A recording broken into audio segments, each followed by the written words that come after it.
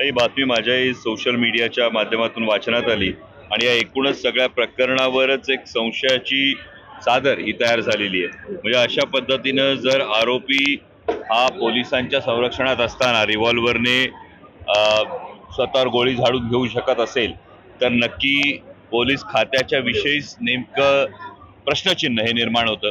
आणि असं असताना राज्याचे गृहमंत्री हे केवळ सरकार वाचवण्यामध्ये आणि आता कोणाकडे खरं तर नेतृत्व जाणार याच प्रश्नामध्ये मशगूल आहेत।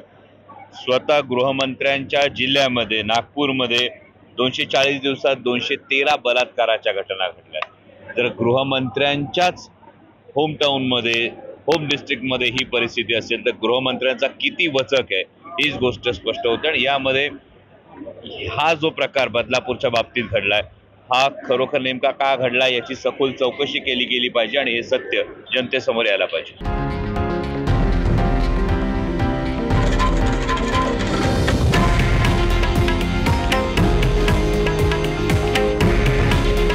हे आहे देशातील नंबर 1 न्यूज नेटवर्क आणि आपण पाहत आहात TV9 मराठी। काळजी तुमची, हित महाराष्ट्राचं।